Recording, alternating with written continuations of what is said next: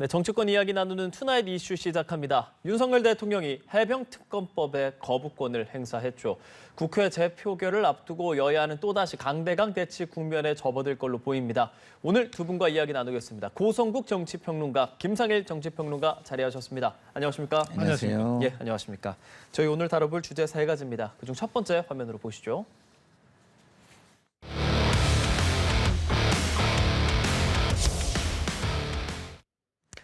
해병특검 거부권 행사, 윤석열 대통령이 오늘 제2요구권을 행사했습니다. 어느 정도 좀 예상이 됐었던 부분인데 오늘 밝힌 배경 세 가지, 헌법 정신에 부합하지 않는다, 특검 제도 취지에 부합하지 않는다, 수사의 공정성과 중립성을 담보하지 못한다. 네, 어떤 말씀하시겠습니까? 네, 지금 앵커께서도 말씀하셨는데 어느 정도 예고됐고 또 예상했던 겁니다. 특검법이 통과된 직후에 여당인 국민의힘에서 그 제2요구권을 건의하겠다는 입장을 일찌감치 밝혔고요. 예. 또 대통령의 대국민 기자회견에서도 그 특검법과 관련해서는 일단 진행되고 있는 경찰 수사 그리고 공수처 수사를 지켜보고 그래도 미흡하다 할 때는 내가 먼저 특검을 요구하겠다. 이 정도는 아주 강하게 표현하면서 사실상의 제2요구권을 행사하겠다는 걸 시사하지 않았습니까? 예. 그런 점에서는 여권이나 야권도 대통령의 제2요구권이 행사될 거라는 걸 다 예상하고 예. 거기에 대응하는 준비를 그동안 해온 것인데 이제 걱정되는 것, 좀 우려되는 건 이런 겁니다.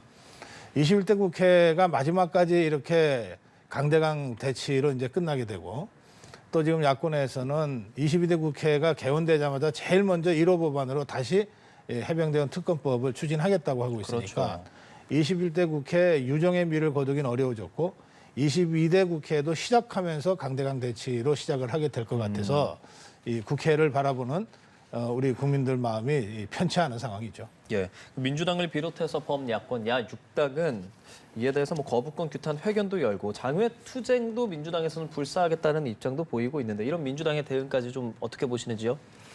그러니까 제가 계속 방송에서 말씀을 여러 차례 드려서 저희 몇 번 얘기를 했죠. 말씀을 드리는 게 좀 어떨지 모르겠습니다만 이번 총선 민의에서 최해병 특검은 확실하게 결론이 났다라고 저는 생각을 해요.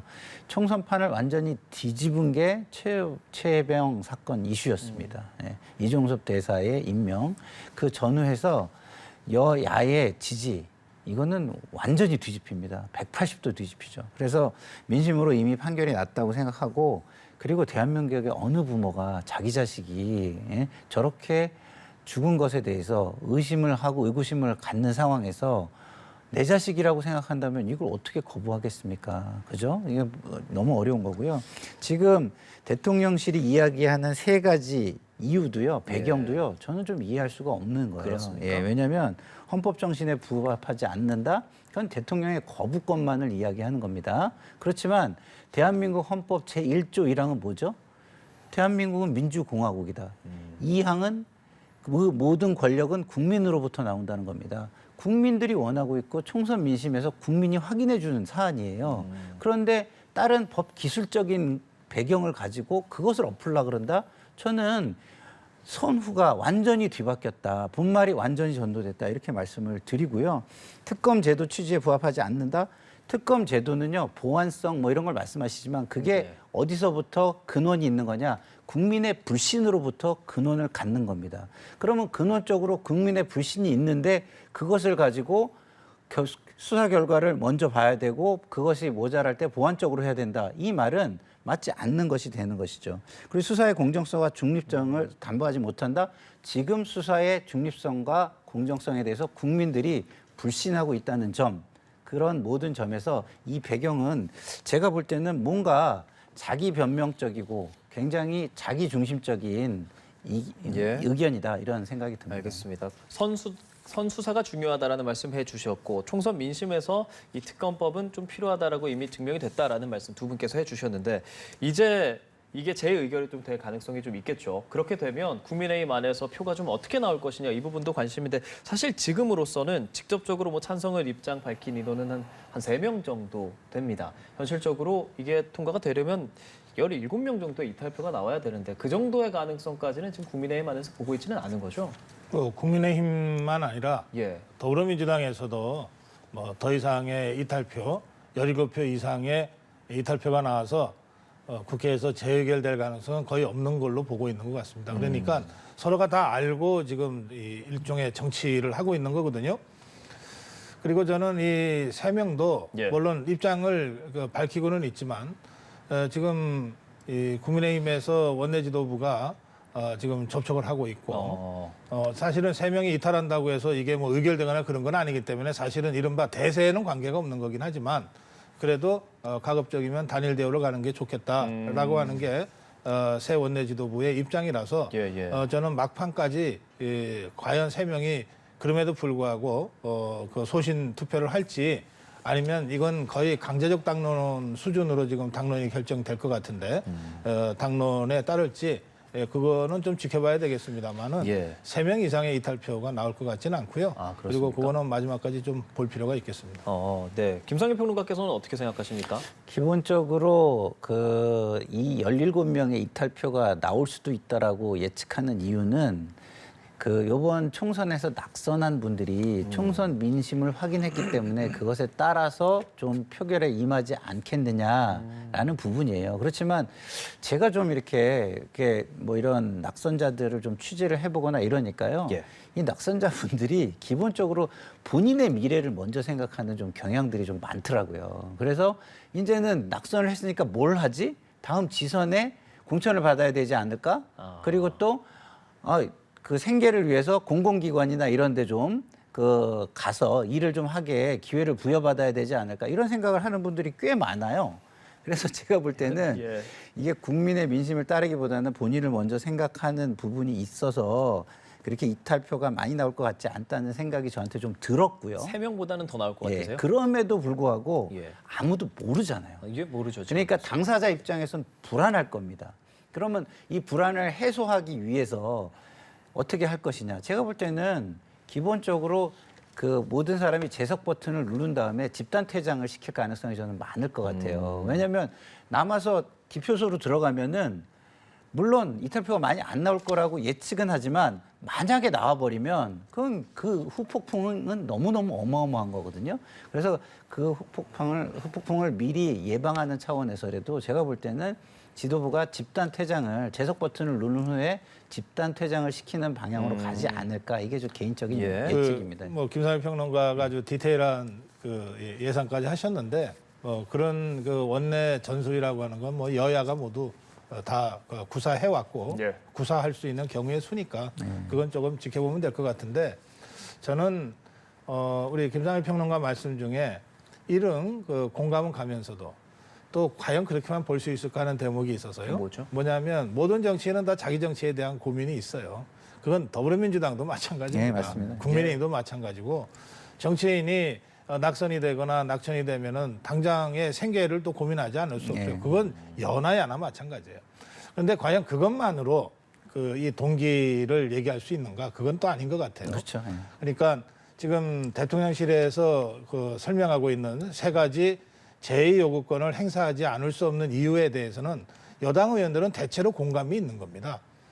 그런 점에서 그 공감을 바탕으로 해서 거기에 더해서 또 이러저러한 개인적인 이해관계까지 가만히 될 수는 있다고 봅니다. 똑같은 이유로 저는 더불어민주당 의원들 중에도 예. 많은 낙천자들이 있고 그들 중에 뭔가 지금 경찰 수사, 그거나 더구나 수사권 조정이 이루어진 이후에 경찰의 수사고요. 그다음에 공수처는 더불어민주당이 주도해서 만든 기구 아닙니까? 여기서 수사가 어쨌든 진행되고 있는데 그런데 이걸 지켜보지도 않고 특검을 그냥 재의결로 간다?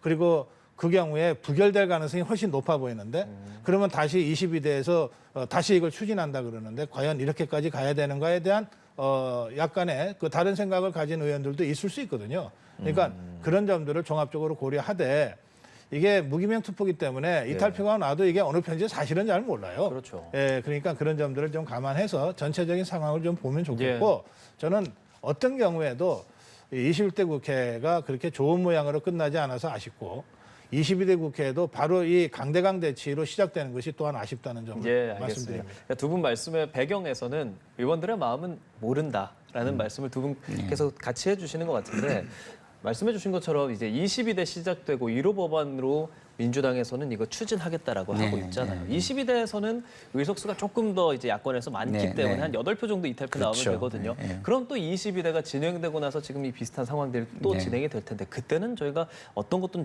좀 주로 봐야 될까요? 그때는 걱정이 더 많아질 거예요. 왜냐하면 기본적으로 아까 낙선자들은 예.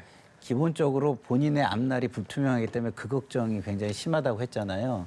근데 당선자들은 제가 또 취재를 해보니까 지선이나 다음 지선에서 본인들이 공천할 사람들에 대한 걱정이 좀 많은 거예요. 그러면 민심을 좀 더 살필 것 같다는 생각이 제 개인적으로 듭니다. 그러면 8명 이상 이탈표가 나올 가능성이 더 커지죠. 그러니까 낙선자들 걱정보다는 당선자들 걱정을 저는 더 해야 되는 그때는, 상황이라고 봅니다. 저는 개인적으로. 왜? 미래를 보기 때문이죠. 그리고 지선에서 본인들이 공천을 해요. 이게 뭐 기초의원들이든가 이런 부분은 본인들이 관여해가지고 공천을 하잖아요. 예. 그럼 당선을 시켜야 될 거 아니에요. 그런 부분이 많이 작용할 것 같다는 생각이 들어서 걱정이 더 저는 제가 볼 때는 더 심해질 것 같고 그때 가면은 원내 전략 전술을 좀 더 디테일하게 정밀하게 짜서 하려고 할 가능성이 굉장히 많다. 하지만 문제는 이 최해병에 대한 특검을 계속 거부하잖아요. 예. 제가 볼 때는 이 정권이 굉장히 위태로워질 가능성이 되게 많습니다. 그리고 촛불이 다시 일어날 가능성도 굉장히 높기 때문에 저는 이 최해병 특검만은 제가 볼 때는 좀 제발 좀 수용을 해줬으면 좋겠어요. 그리고 이거를 안 하잖아요. 민주당도 입법에 있어서 독주라는 비난을 안 받고 독주를 할 수 있는 명분도 저는 굉장히 커질 수 있다. 이런 우려가 있습니다. 네, 고평론가의 반론 짧게 듣고 이 예, 주제 그러죠. 마무리하겠습니다. 반론 전에 그 계급으로 부르자면 최상병이라고 부르시는 예, 게 예. 정확할 것 같고요. 예, 근데 뭐 해병대원 특검으로. 예. 그런데 김상일 평론가의 분석이 일리가 있습니다. 그런데 지금 이제 국민의힘 입장에서는 192석 대 108석으로 어쨌든 전국 운영을 해야 되잖아요. 그렇죠. 그러니까 이게 한 번 무너지면 걷잡없이 무너진다는 것도 또 다 알아요. 그렇죠. 그리고 8년 전에 박근혜 대통령 탄핵 사태 이후에 이 국민의힘이 어떠했는지도 다 안단 말이에요. 예, 그래서 뭐 개인적인 의견들은 있을 수 있겠습니다만 그러나 108석이 무너지는 사태는 자기들이 과연 감당할 수 있을까? 라고 하는 데 대한 어떤 그 걱정과 우려들도 동시에 있습니다. 저는 그래서 22대 국회에서 이와 같은 상황이 다시 재현되더라도 사실은 대통령의 거부권은 108명이 똘똘 뭉쳐서 지켜낼 수만 있으면 상당히 강력한 방어 진지는 되잖아요. 그렇죠. 예, 난공불락의 섬이라고도 할 수 있어요. 어떤 면에서는 200석을 지켜낸다고 하는 게 예, 그런 어떤 전략적인 고려까지 국민의힘 의원들이 이제 하나하나 따져보게 될 것이고요. 22대 국회에서 다시 추진해도 시간은 꽤 많이 걸리게 돼 있습니다. 이게 처음부터 입법을 해야 되기 때문에 그리고 그 과정에 그 와중에 어떤 형태로든 경찰 수사나 공수처 수사가 진전이 될 거거든요.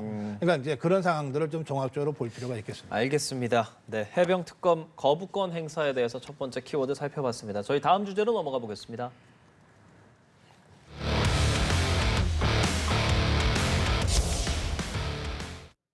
여당 직구 공방 가열이라는 키워드인데요. 갑자기 이게 좀 많이 떴어요. 그러니까 직구 관련해서 냈다가 철회하는 과정, 그리고 나서 여당의 인사들이 각각 SNS에 글도 쓰고 서로가 좀 그런 공방을 주고받는 상황인데 이게 좀 가열되는 모습까지 있습니다. 전반적으로 어떻게 보셨는지요?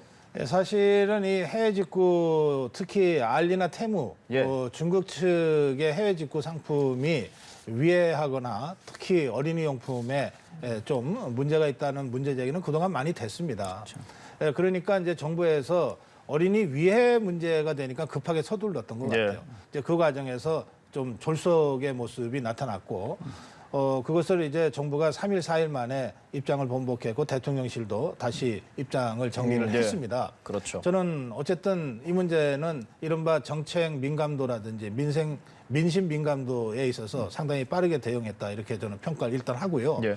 그런데 그렇다고 해서 그러면은 어린이들한테 특히 위해가 될 가능성이 있는 제품을 그러면 그냥 놔둘 거냐? 이 문제는 여전히 다른 차원에서 남아 있습니다. 예. 자, 그와 별도로 지금 질문하신 그 여당 인원들 사이에서 야당 설전을, 인사들 예. 간의 설전 이거 전 좋게 봅니다. 그래요. 우선 그게 어떤 주제가 됐건 주요 정치인들 간의 정책 토론을 하는 것은 전 좋게 봅니다. 그거는 여당이든 야당이든 좀 마찬가지입니다. 아니 뭐 이 정치인은 늘 싸운다는 인식을 우리 국민들이 하고 정치인들이 현장에 가서 제일 많이 듣는 얘기도 제발 싸우지 말라는 얘기 아닙니까? 그런데 이때 국민의 요구가 정책 갖고 싸우지 말라는 얘기는 아니에요. 정쟁 갖고 싸우지 말라는 거지. 지금 이 경우에는 정쟁이 아니라 정책적 사안을 갖고 서로 이견을 가지면서 토론하고 이렇게 하는 것 아닙니까? 저는 그런 점에서는 아주 좋은 모습이다. 그리고 앞으로 주요 정치인들일수록 이런 정책적 이슈를 가지고 뭐 여야를 떠나서 또는 뭐 여당이니까 정부 봐주고 이런 차원이 아니라 제대로 국민의 목소리를 전하는 방식의 정책 토론은 좀 활성화됐으면 좋겠다.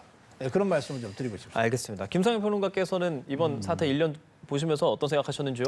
저는 뭐 지금 말씀해 주신 어떤 주요 정치인들의 의견 제시가 그야말로 정책에 대한 의견 제시라면 좋겠다 이런 생각이 들고요. 남의 한 행위나 말에 대한 비판 이런 거는 저는 바람직하지는 않다라는 생각이 들기 때문에 그럼 앞으로 이런 걸 가지고 공방을 하려면 대안까지 제시를 하고 그다음에 현재에 진행되는 정책의 문제점을 제시하는 그런 거를 같이 해주셨으면 좋겠다 이런 생각이 좀 드는데요. 예.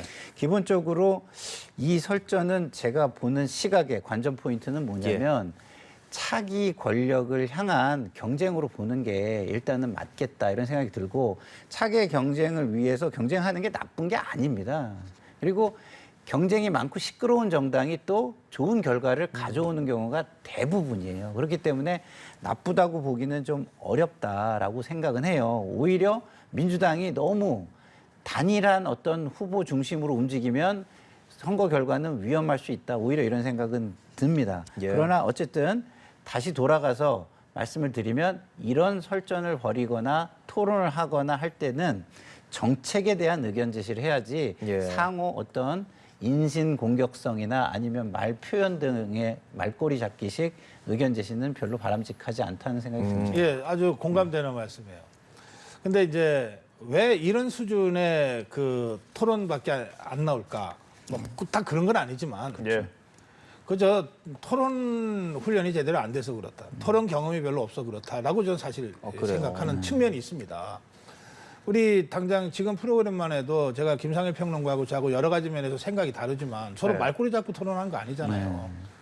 그런데 정치인들한테 뭐 우리처럼 하라 이렇게 요구하는 게 아니고요. 뭐 그건 뭐 제가 주제 넘는 얘기고 우리 국민들이 정치인들 간에 진짜 정책 토론을 건강하게 그리고 격렬하고 치열하게 하는 모습을 별로 본 적이 없어요. 대통령 후보 간의 선거 토론을 TV에서 생중계를 할 때도 그렇거든요. 네, 그래서 저는 이건 정치권 전체가 어떻게 건강한 담론 구조를 만들어 가고 거기에 우리 언론이 함께 가세해서 정말 토론이 있는 정치 문화로 만들어 갈 거냐. 이러면 사실 몸싸움 할 필요 없어요. 예, 여야 합의 필요 없거든요. 대화와 토론으로 협상을 거쳐서 뭔가가 끌어내지는 거란 말이에요.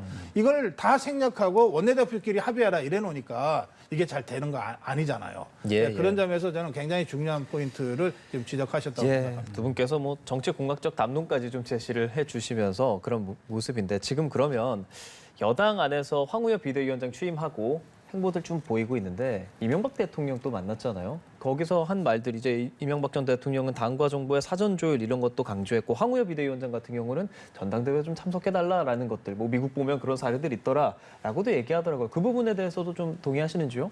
예, 그 황우여 위원장이 어쨌든 오랜 경험과 연륜이 있어서 그런지 비대위원장 어려운 처지에 빠져 있는 국민의힘의 비대위원장으로서 굉장히 잘하고 있다고 저는 생각합니다. 예. 근데 이제 그 이명박 전 대통령이 특별히 당과 정부의 좀 하나된 모습을 강조한 부분은 저는 이유가 있다고 봅니다.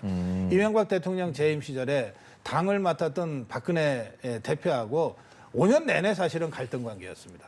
그것도 이명박 대통령의 주요 관심사였던 4대강이라든지 또는 이 세종시, 행복도시 이 문제 가지고서 끝까지 팽팽하게 갔잖아요. 그것이 이명박 대통령 때의 국정 운영에 굉장한 부담이 됐을 겁니다. 오히려 야당의 비판은 차라리 감내하기가 쉬운데 그런 점이 있었을 거예요. 그러니까 그것을 지금 윤석열 대통령과 국민의힘 사이에 만약에 그런 분열되는 모습, 따로 노는 모습이 나타날 그 위험성들이 좀 있잖아요. 예. 그 부분에 대한 일종의 경계와 경고라고 하는 생각을 합니다. 그러니까 이 지점은 이명박 대통령 입장에서는 지금 윤석열 대통령과 국민의힘에 꼭 필요한 조언을 전직 대통령으로서 해줬다 이렇게 생각하고 저는 이 전당대회에 현직 대통령이 나온 경우는 여러 있었지만 전직 대통령까지 이렇게 와서 전체가 하나 되는 모습을 보인 적은 제 기억에도 별로 없습니다. 저는 아주 좋은 모습이 연출될 수도 있다고 생각합니다. 예. 이명박 대통령을 만나고 박근혜 대통령도 예방하겠다고 지금 하고 네, 있는데 지금 일정 그러면 다 되는 것 함께 할 수 같더라고요. 있지 않습니까? 적어도 보수 진영에서 전직 대통령 두 사람이 지금 어쨌든 예. 퇴임 후 대통령으로서 지금 활동하고 있으니까 그런 모습이 만약에 성사가 된다면 참 좋겠다 그런 생각을 합니다. 말씀하신 보수 진영 두 전 대통령 외에도 노무현 전 대통령 추도식에도 참석할 예정이고 문재인 전 대통령도 예방할 가능성도 어느 정도는 거론이 되던데 황우여 비대위원장의 현재 뭐 행보들 어떤 생각 갖고 보고 계세요? 글쎄요. 일단은 비대위원장이잖아요. 예. 비상 대책을 만드시는데 좀 집중을 하셔야 될 거 아니겠습니까? 근데 뭐 비상 대책을 만들기 위해서 당의 원로들을 뵙는 거 저는 뭐 가능하다고 봅니다. 가능하다고 보는데 그 원로들의 말씀 중에서 새길 부분을 취사 선택하지 않았으면 좋겠다는 생각은 듭니다. 예를 들어서 저는 이 이명박 전 대통령의 이야기 중에서 사전 조율이라는 말이 저는 굉장히 눈에 띄거든요. 사전 조율입니다. 이게 기계적인 줄 세우기가 아니에요. 그러니까 결론이 정해진 다음에 줄 세우기로 가면 안 되고 사전에 다양한 의견들을 조율해라. 여기에 방점을 두셔야 된다. 저는 이렇게 생각하고요. 예를 들어서 권력자들이 입장을 정해놓고 그것이 하달되면 거기에 줄을 쫙 세우는 방식, 그것에 일치된 모습은 그것은 일치된 모습이 아니라 오히려 아부하고 줄 서고 하는 모습뿐이 안 된다. 적어도 국민에겐 그렇다. 이런 말씀을 드리고 싶습니다. 예, 그 황 위원장이 문 전 대통령 회동 추진에 대해서는 좋은 말씀 듣고자 계획하고 있다라고 밝혔는데 네. 좀 기대하시는 효과 같은 게 좀 있으십니까? 그건 이제 결과를 봐야 되겠죠. 예. 그러니까 총선이 참패한 이후에 달라지는 모습이 거의 보이지 않다라는 게 야당의 비판이고 제가 볼 때는 적어도 중도층 국민들의 느낌이라고 저는 생각해요. 그러면 그런 느낌을 해소할 수 있을 정도의 결과물을 내놓는 것, 아하. 이것이 저는 훨씬 더 중요하다는 생각이 듭니다. 알겠습니다. 저는 황우여 비대위원장은 충분히 할 수 있는 일이라고 보는데요. 황우여 비대위원장이 여당 당 대표를 할 때 박근혜 정부 때인데요. 그때 도입했던 게 국회 선진화법입니다. 그리고 이 의정활동을 하는 과정에서 여야를 가리지 않고 어쨌든 대화하려고 노력한 그런 이 정치인이었어요. 그래서 지금 야당의 원로 같이 정치를 했던 사람들로부터도 대체로 말이 통하는 합리적인 사람이다. 이런 평가를 받거든요. 그러니까 황우여 비대위원장 입장에서는 비록 이른바 여야라고 하는 진영은 다르지만 전직 대통령을 참배하거나 예방해서 말씀 듣는 거는 황우여 비대위원장으로서는 맨날 해왔던 그런 자기 정치의 연장이 있기 때문에 아주 자연스러운 모습이다. 알겠습니다. 네, 저희 이번 주제 이 정도에서 마무리해 보겠고요. 다음 주제로 보여주시죠.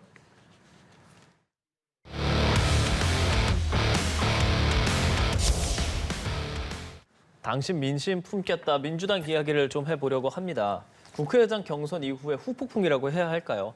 지금 당원 한 10,000명 탈당 신청을 했다라고 직접적으로도 밝혔고 이 원인으로 추미애 당선인의 낙선이 뽑히고 있는 상황인데요.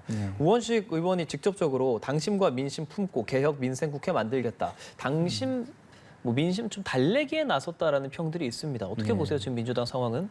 뭐 달래기를 하는 거는 예. 뭐 해도 좋아요. 그러나 이게 눈치 보기가 돼서는 저는 안 된다고 보고요. 또 휘둘리는 것이 되어서는 안 된다고 생각합니다. 민주당의 당원이 1만 명이면 200만 명이 훨씬 넘는데 그 얼마나 되겠습니까? 그죠? 그 1만 명이 당을 전부 다 좌지우지하고 흔들고 마음대로 할 수 있고 사유한다. 문제가 심각한 거죠. 그런 것들도 좀 그분들이 좀 행동력이 강하다고 해가지고 어떤 정치적 신념과 양심에 의거해서 정치를 하셔야 될 분들이 그것에 휘둘린다. 그건 더더욱 큰 문제라고 저는 생각합니다. 그리고 이번 여론조사 뭐 보시면 알겠지만 정청래 의원은 그것을 빗대서 이것이 강성 지지층의 이탈 때문에 일어난 일이라고 이야기를 해요. 그렇지만 그 결과를 자세히 뜯어보면 그렇지 않습니다. 그게 줄어든 만큼 조국 혁신당이나 딴 데로 가지 않았어요. 그러면은 그게 꼭 강성 지지층의 이탈이 그만큼을 만들어낸 것이 아니고 오히려 중도층이 그런 모습에 실망해서 그 강성 지지층의 눈치를 보고 휘둘리는 모습에 실망해서 떨어져 나간 규모가 훨씬 더 클 수도 있다.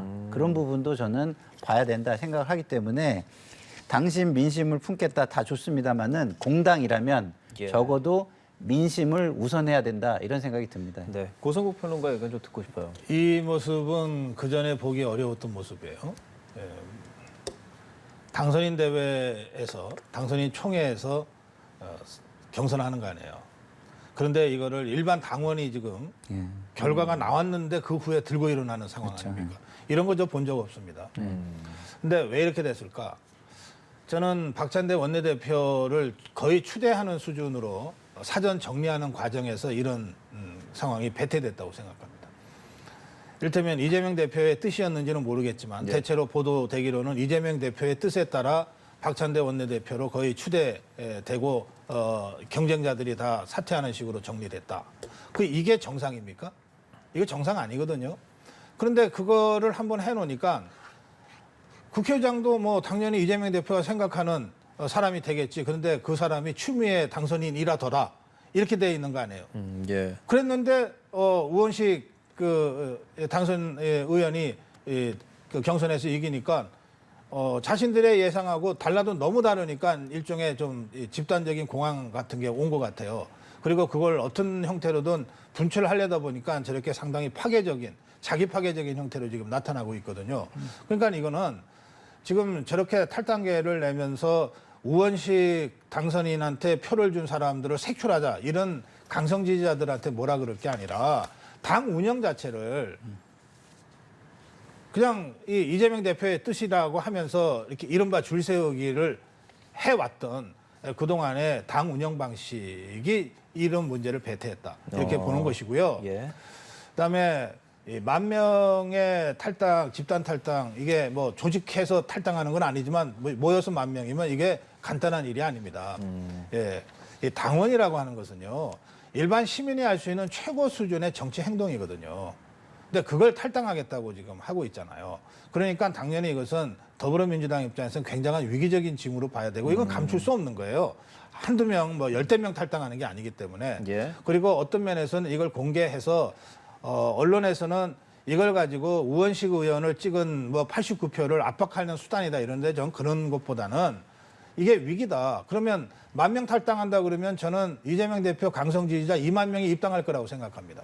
실제로 그동안 노무현 대통령 때나 문재인 대통령 때 위기 상황에선 오히려 힘을 실어주기 위해서 그 강성 지지자들이 더 집단적으로 입당하곤 했던 전례들이 있습니다.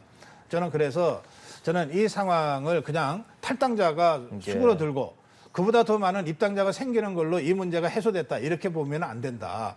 이것은 이재명 대표와 현재 더불어민주당 지도부의 당 운영 방식이 배태한 어떤 상황이다. 그 점을 좀 직시하는 것이 좋겠다. 그렇게 말씀드리고 싶습니다. 그러면 저도 짧게 좀 말씀하시겠어요? 말씀드리면 저는 우리 지금 고 박사님 말씀에 민주당의 패권주의적 당 운영 방식이 저는 문제가 있고 앞으로 이게 큰 문제가 될 수 있다라고 생각하고 공감합니다. 근데 문제는 뭐냐면요.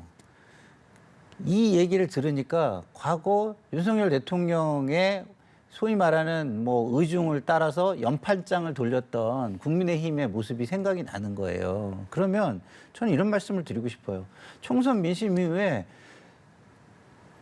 정권과 여권이 좀 변화된 모습을 보여주면 그게 고리가 돼서 서로 좋은 경쟁을 하는 선순환 고리가 만들어질 것이고 지금 하나도 변하지 않는 모습을 보이면 그것을 또 공격하기 위해서 민주당은 또 똘똘 뭉쳐서 공격하는 악순환의 고리가 만들어질 것이 아닌가 이런 생각이 들어서 저는 그 말에 적극적으로 공감을 하면서 그 똑같은 이야기가 국민의힘에도 들렸으면 좋겠다 이런 말씀을 좀 드립니다. 예, 그러면은 당원권 강화, 뭐 카드 직접적인 방안 같은 것 얘기해 보면, 뭐 전당대회 같은 경우에는 어느 정도 이제 권리당원에 뭐 한 40% 들어가기도 하는데, 지금 어쩌면 뭐 국회의장이라든지 뭐 원내대표 경선 이런 부분에도 어쩌면 뭐 당원들의 그런 입장도 좀 들어가게 바꾸면, 그러면 조금 뭐가 달라질까, 뭐 이런 얘기도 조금은 나오더라고요. 이 근대 국가가 만들어지고 제도라는 게 만들어졌잖아요. 예.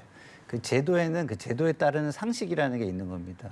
원내대표는 원내를 대표하는 거잖아요. 정치적 양심과 철학에 따라서 행동을 할 수 있게 만들어주는 거예요. 어떤 민심의 어떤 인기주의 영합, 대중 영합적인 행동을 하라고 하는 게 아니라 그거에서 좀 벗어나서 원내 정당을 우리가 지향하자라는 어떤 이야기도 정치 개혁의 한 과제로 있었습니다. 그렇기 때문에 이걸 갖다가 그렇게 한다? 그거는 제도적 상식에 어긋나는 것이죠. 그런 예. 얘기를 하는 것은 제가 볼 때는 오히려 상식 있는 국민에게는 정말 어처구니 없는 모습으로 어허. 비춰지고 정상적인 정당의 모습으로 비춰지지 않을 것이라고 저는 좀 우려가 됩니다. 그래서 예, 예. 지금 조금 당원들을 달래기 위해서 어느 정도 하시는 말씀 선에서 그쳐야지 이게 그걸 넘어서서 막 제도 변화로 가면 이게 어떻게 근대 국가의 모습을 유지하겠습니까? 예. 저는 예. 좀 우려가 됩니다. 그 원내정당 문제는 국회의원이 대단해서가 아니라요. 교과서적 규정이지만 헌법기관이기 때문에 그래요. 한 명 한 명이. 예, 그래서 그 한 명 한 명의 헌법기관이 자율성을 가지고 제대로 활동할 수 있도록 해주자는 게 원내정당이라는 지향이고요. 예. 그래서 당선인들끼리 자기들 목표, 자기들 대표를 뽑는 거거든요. 그렇죠. 실제로 교섭단체의 등록은 당대표 이름으로 하지 않습니다. 원내대표 이름으로 지금 등록을 합니다. 그리고 원래 교섭단체 대표 연설도 원내대표가 하게 돼 있습니다. 그만큼 여러 가지로 이 원내정당화를 지향하고 있는 상황에서 예. 당원들의 의견이 반영이 되는 것이 나쁜 건 아니지만 이게 직접적인 방식으로 이렇게 휘둘려지게 되면 사실은 원내정당화를 통한 정치 선진화라고 하는 더 큰 목적을 우리가 잃어버릴 수도 있기 때문에 그 점 관련해서는 좀 깊은 생각이 필요하고, 또 지금 이재명 대표가 당원 정당을 지금 계속 강조하고 있는데요. 예. 지금 대중정당이잖아요. 더불어민주당이나 국민의힘이나 다 대중정당인데 계급정당이나 전위정당이 아니잖아요. 그런 상태에서 이 당원정당이라고 하는 생소한 이 규정이 어떻게 나타날지라고 하는 점은 저는 정치학자로서 관심을 갖고 보고 있는데, 예. 이게 대중정당과 원내정당화라고 하는 그동안의 어떤 국민적 합의와는 좀 다른 방식으로 나타난다면 그건 좀 깊이 생각해 볼 필요가 있는 문제다. 그런 말씀도 드리고 싶습니다. 알겠습니다. 저도 우려를 짧게 하나만 더 짧게만 들어볼게요. 말씀드리면 예, 예. 이런 식으로 당원들과 직접 모든 걸 하겠다 그러면 대의제가 필요가 없는 겁니다. 대의제가 필요 없는 건 뭡니까? 그냥 모든 지도자가 뭐 여론조사 해가지고 그냥 결정해버리면 되거나, 아니면 전자투표 방식을 도입해가지고 모든 걸 직접 민주주의로 하면 된다는 의미가 돼버리는 거예요. 그러면 수기 민주주의가 사라지고 예, 파퓰리즘에 의해서 휘둘리는 어떤 정치가 될 수도 있다. 그런 점도 또 우려가 됩니다. 알겠습니다. 오늘 고성국, 김상일 두 분의 정치평론가와 관련한 정치권 이야기 많이 나눠봤습니다. 오늘도 말씀 잘 들었습니다. 고맙습니다. 고맙습니다. 감사합니다.